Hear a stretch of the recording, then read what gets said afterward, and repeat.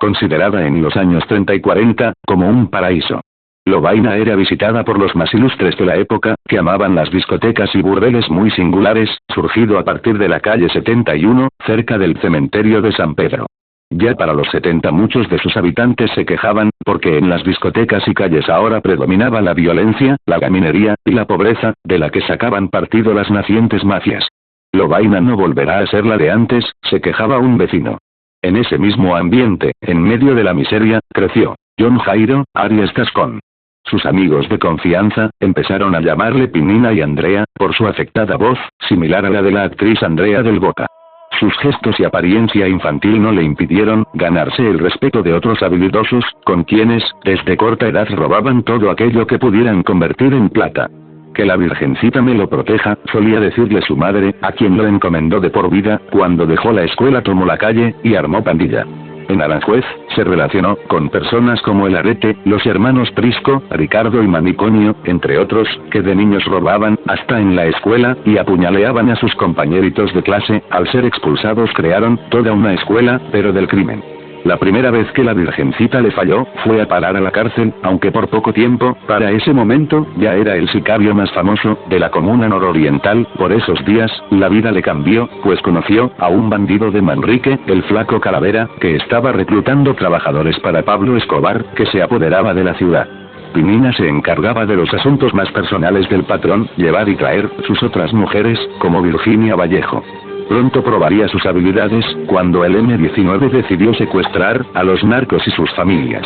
Como mando medio del grupo más, capturó a varios comandantes, y puso en práctica los más crueles métodos de tortura, que nunca abandonó. Al igual que Escobar y el mexicano, aprendió la efectividad de la violencia. Acompañó a su patrón a los Estados Unidos, en donde lo vio junto a Gustavo Gaviria, vestirse de bandoleros, en el Museo del FBI. Con la pasantía de Escobar por la política, los narcos pasaron de preocuparse por el secuestro, a preocuparse por la extradición. Pinina no se acobardó con los primeros trabajos que le encomendaron, más bien, probó finura, y ganó reputación como el hombre de los trabajos difíciles.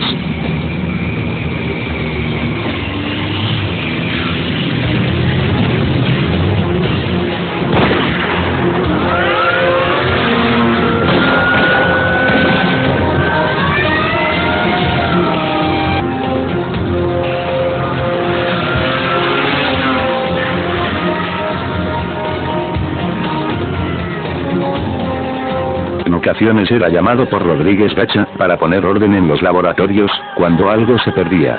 Gacha le tenía mucha confianza. Arias se convirtió en el protector de los narcos, y cuando el ministro Rodrigo Lara amenazó con acabar aquel imperio, armó y dirigió el plan, que terminó con su vida.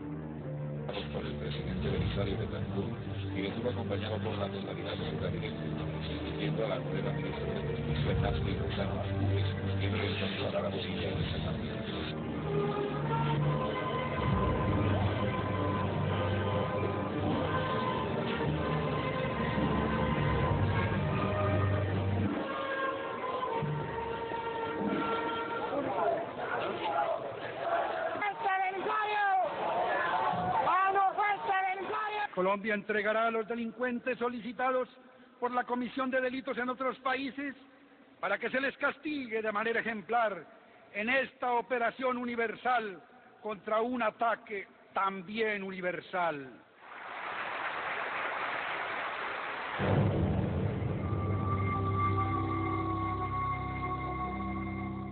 Cuando la policía empezó a rastrear a Franco Naranjo, como se hacía llamar, entonces se fue a Panamá, con su patrón.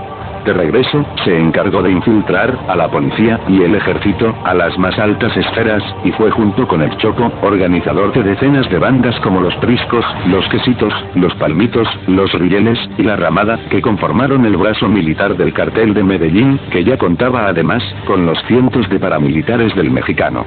Buscando deshacer sus pasos, luego del magnicidio, ordenó silenciar a la novia de Darío Guisado, a quien la justicia había contactado. Pinina pasó de ser el niño pobre de Lovaina a moverse en los sectores más exclusivos, mostrando dinero a manos llenas, y adquiriendo propiedades por todo el departamento. Ya a mediados de los 80, las autoridades establecieron que poseía una fortuna de más de 500 millones de pesos. La guerra de los extraditables le volvió millonario. Si un periodista escribía, le mandaban al Pinina, a Pavón o al Chopo. Si un policía perseguía, le mandaban al Pinina. Tal fue el caso del coronel Ramírez Gómez, a quien le seguirían cientos de agentes.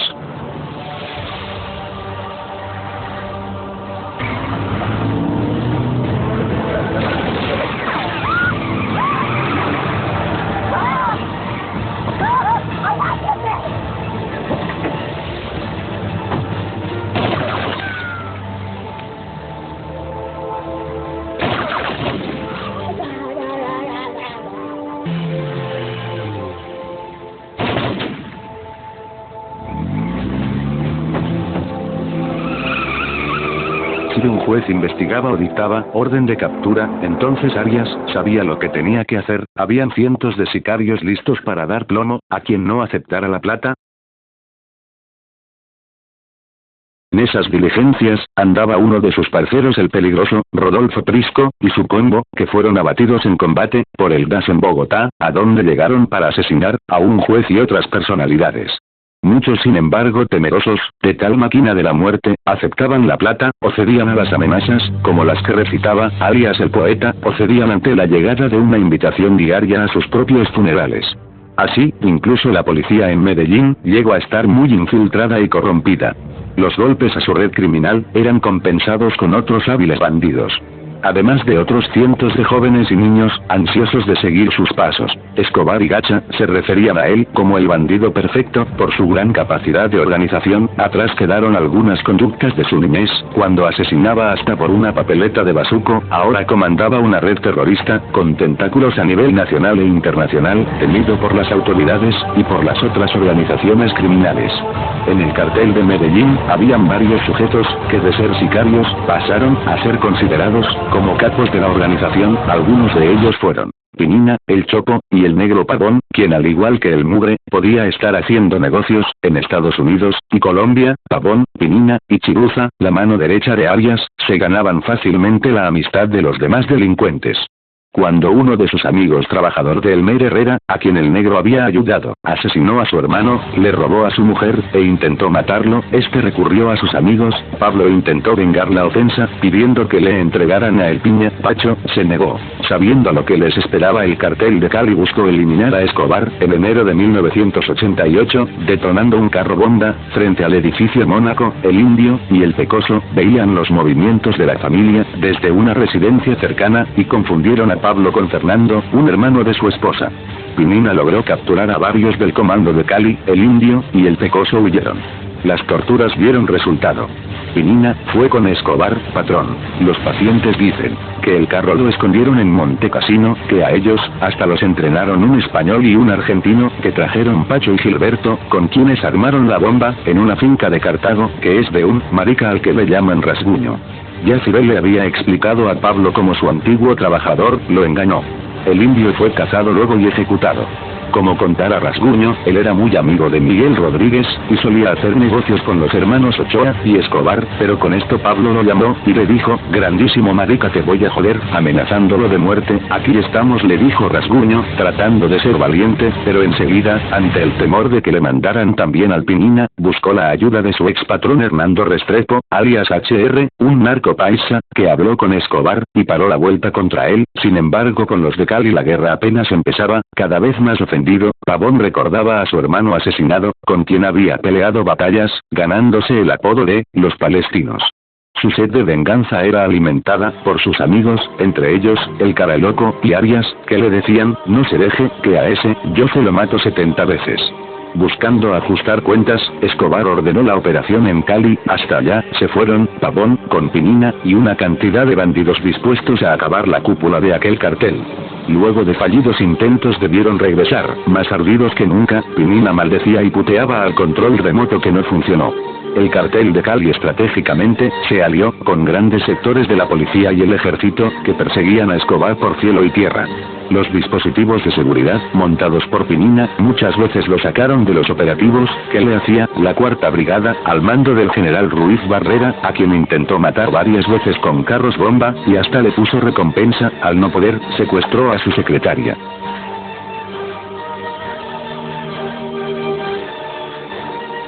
De la cárcel ordenaremos tu ejecución y fumigaremos con sangre y con plomo a tus más preciados miembros de familia.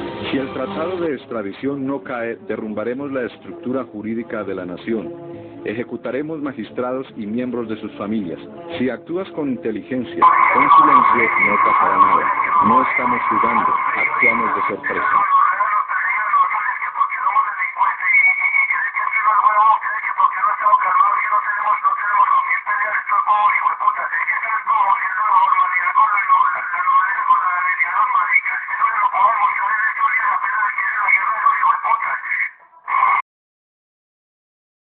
En medio de la guerra le mataron al Chiruza, un despiadado asesino como él, que solía darle vueltas a sus víctimas, y marihuana, antes de ejecutarlas. Trávese, que lo voy a quebrar.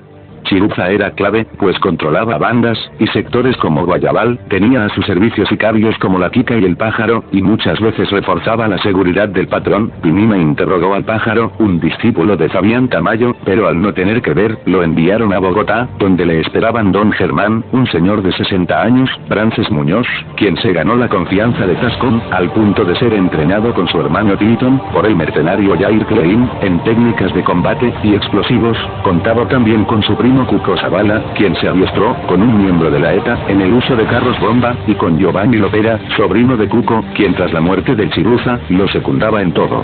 Oficiales de la policía a su servicio, como el general Medina, le informaban de los operativos. El coronel Bahamón recuerda que cuando llegó a la brigada, la Chiruza y Pinina pagaban la gasolina de los carros del ejército, que hacían cola en Guayabal, para cobrar la bonificación. Chiruza era también cercano a los jefes de Cali, Arias, pasó de los crímenes individuales a los colectivos con dinamita. El gobierno respondió ofreciendo recompensa por Escobar, Pinina y otros miembros del cartel. Si usted tiene información que conduzca a la captura de uno de estos delincuentes, obtendrá una recompensa de 100 millones de pesos.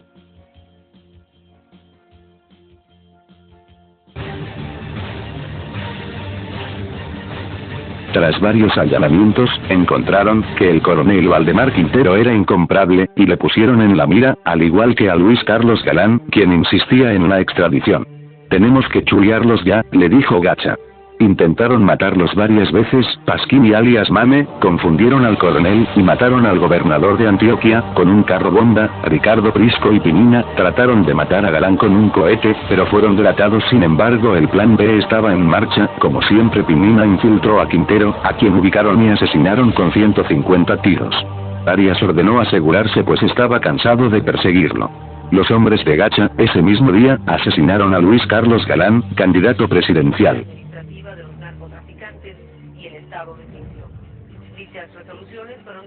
Ante tal barbarie, el gobierno de Barco intensificó la persecución contra los capos, el grupo élite, con el coronel Martínez, y el DAS con Miguel Maza Márquez al frente, a quien ya Pinina, con ayuda de Carlos Castaño, le había estallado un carro bomba que casi lo mata. También los generales Vargas Silva y Gómez Padilla, que lanzaron una gran ofensiva, terminando con varias bajas, entre ellos, Mario Henao, cuñado de Pablo, un sujeto tan bravo y bandido como él.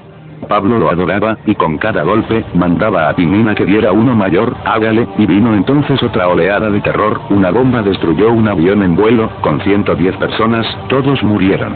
El mexicano sentía que le respiraban en la nuca. Se reunió con Pablo, Pinina, el Choco, el Arrete, y Carlos Castaño, el triple agente, y dirigiéndose a Pinina, le dijo: el general ya se alineó con Cali, ya lo tenemos encima. La última vez falló, porque le puso 150 kilitos, pero ahora le vamos a poner más de 1 tonelada de amoníacar. Tenemos que borrar el edificio, que se salga de sus cimientos. Listo, le respondió Pinina, así se ponga el traje beige, lo vamos a mandar par carajo.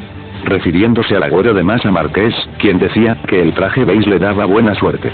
El 6 de diciembre, a primera hora, un autobús cargado de dinamita destruyó el edificio del Das Masa. Sobrevivió, y decenas de personas murieron, cientos quedaron mutilados, otros jamás aparecieron. Hubieran destruido Bogotá, pero no le pusieron la carga que quería Pablo Igacha, quien molesto, entendió que lo mejor era esconderse. Y hasta su escondite llegaron las autoridades, guiados por el navegante, quien trabajaba para el cartel de Cali, e infiltró a Gacha, pero que además, tenía meses haciéndole inteligencia a Pinina.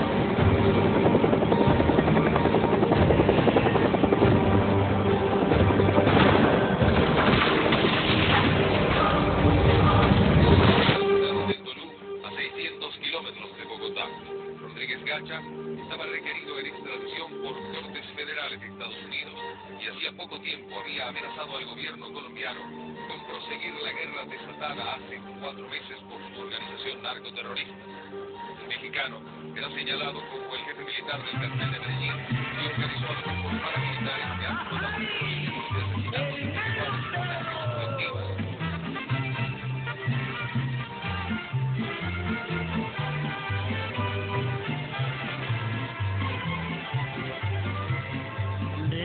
El mexicano nació en Pacho y era el rey.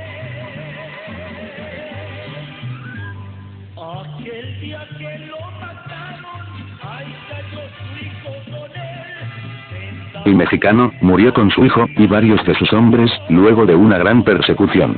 Esto fue un campanazo para el otro jefe militar, quien además estaba absorto en asuntos familiares.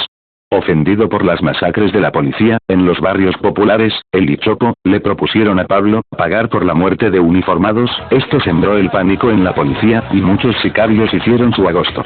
La orden era matar a cada policía que diera papaya, y al que no también, hasta en sus casas.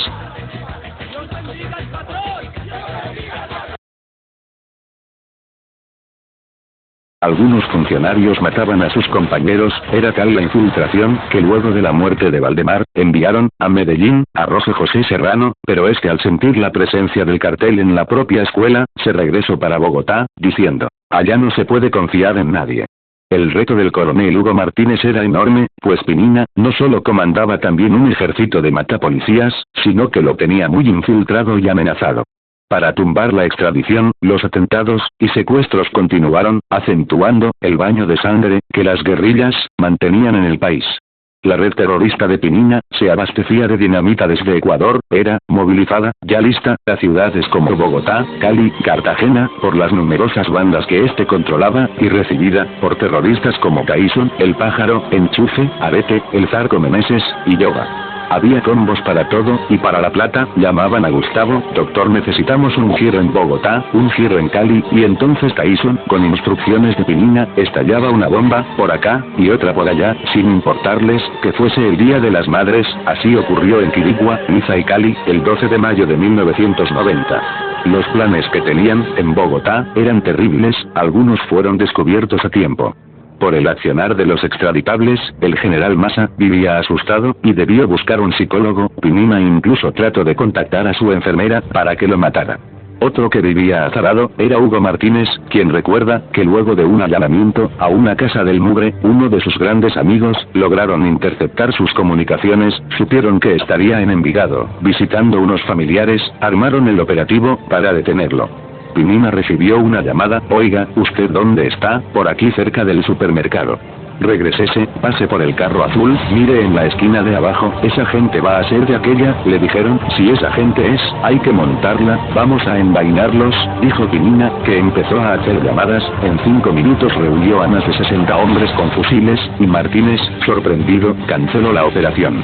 Arias entendió que le escuchaban y tomó medidas. El élite siguió persiguiéndole, lo ubicaron en una finca en La Estrella, pero ya no estaba. Pinina se metió en un mano a mano con el coronel y, acostumbrado a disparar primero, lo mandó a matar con un policía que tenía en la escuela, pero este titubeó. Intentó también envenenarlos, pero no fue suficiente. Martínez organizó un operativo de rutina y a los 2 minutos ya Pinina sabía y estaba alertando a los demás bandidos. Ojo, que van por alguien a un centro comercial. El coronel, indignado por esto, se dirigió a Aguilar. ¿No es usted el infiltrado, o usted descubre quién es? Y se fue para Bogotá, a renunciar. Al rato Aguilar lo llamó, tenemos al hombre de Pinina. Este, entonces se cerró aún más, y dejó el teléfono en casa. Martínez perdía las esperanzas de atrapar al hombre que más asesinatos ordenaba. Solo con un milagro podría neutralizar a quien veía como un monstruo. Por aquellos días del Mundial, el país esperaba otro atentado, un gol de la selección, pero no un golpe del grupo élite. El milagro, sin embargo, lo haría la empleada doméstica, a quien le dio por llamar de ese teléfono a escondidas a su novio. El 13 de junio, el élite lo ubicó, y este los llevó a una zona en el poblado, donde solía dejar a su novia. Al pasar cerca de un edificio, esta lo vio, y gritó, «Hola, ella es, la van a matar», dijo este, y empezó el operativo. Colocaron grupos de reacción en distintos puntos. Al día siguiente, el 14 de junio, por la tarde, advirtieron la llegada de un automóvil Mazda 323, color gris, que dio varias vueltas sospechosas antes de entrar al edificio Lutecia. Las fotos que tenían de él eran de mala calidad. Minutos después, el terrorista, contrario a lo esperado, llamó desde el mismo teléfono. Era la confirmación que necesitaban. El COPES, que integraba el grupo élite, rodeó varias cuadras e ingresaron a la residencia. Ubicaron el apartamento en el piso 3, intentaron abrir la puerta, pero Arias, prevenido, la tenía blindada.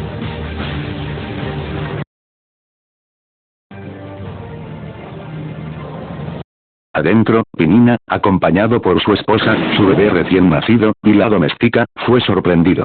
Tomó enseguida una subametralladora, se encomendó a la Virgencita, y se trepó por el balcón. Pretendía bajar y alcanzar su Mazda. Desde abajo, fue visto. «Bájese», le dijeron, pero este prendió su pequeña ametralladora. Desde abajo hubo respuesta. Tratando de maniobrar, cayó al pavimento, con fuertes golpes, se incorporó, trató de regresar al edificio.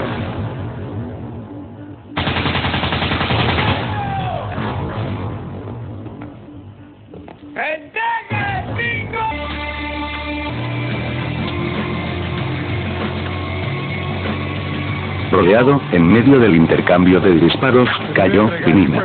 El matapolicías. Estaba muerto. Yacía en medio de un charco de sangre, con múltiples heridas de bala. A un lado, quedó la subametralladora Luger, con la que tanto daño hizo.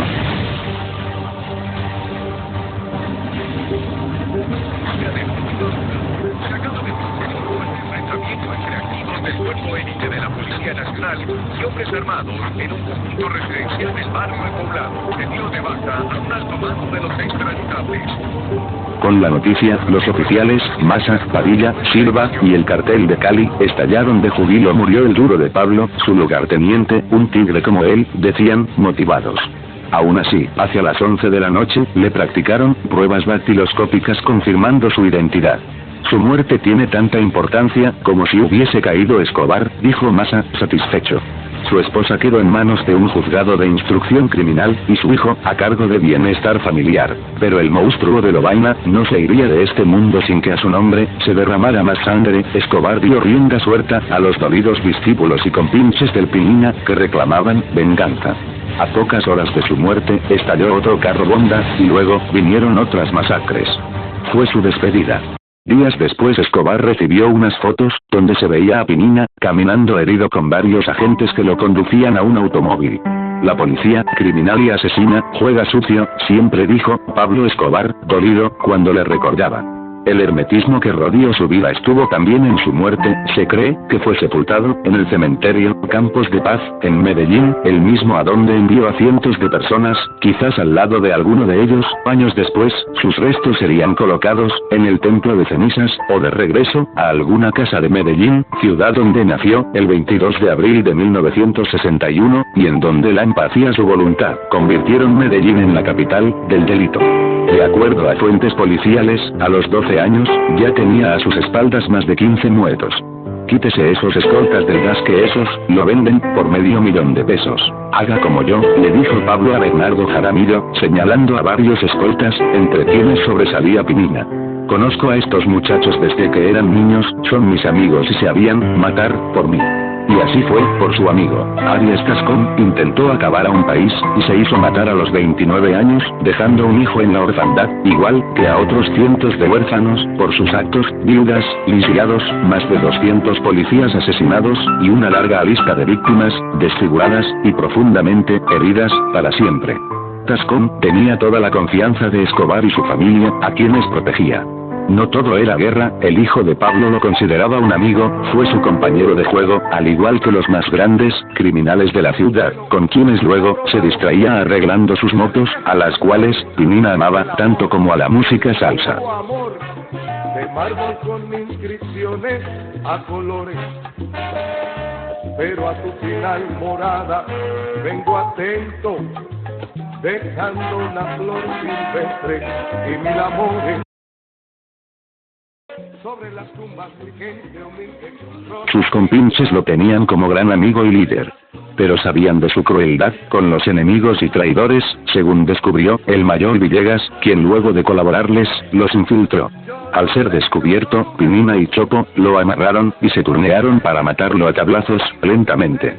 Era un asesino que pasaba desapercibido con sus finos modales. Con el sicariato y terrorismo hizo una fortuna y sacó a su familia de la pobreza. La mafia le dio todo, y también le quitó todo. Las autoridades, creyendo a Pablo vulnerable, buscaron darle el golpe final, pero ya el cartel era un monstruo de 1000 cabezas, con numerosos jefes militares, capaces de hacer, igual o mayor daño, que el terrible Pinina. Entre ellos, Giovanni Lopera, la modelo, considerado, ni más ni menos que, su sucesor. El Chopo, Tyson, y el Arete, que siguieron con aquella guerra. Días después de la muerte de su mano derecha, Escobar era perseguido por el Magdalena Medio, allí, mientras atravesaba la selva, y cruzaba ríos bajo las balas de los helicópteros. Ya pensaba en la represalia, como hacía cada vez que lo presionaban, debió entonces escuchar la inconfundible voz de su entrañable amigo, el Pinina, que le decía, con orgullo: patrón. Misión cumplida. Muchas gracias por su atención. Gracias a las fuentes, a los suscriptores. Recuerda, el trabajo y el estudio son el mejor camino. Estos relatos lo comprueban. Dale like y suscríbete. Pronto publicaremos más historias. Misión cumplida.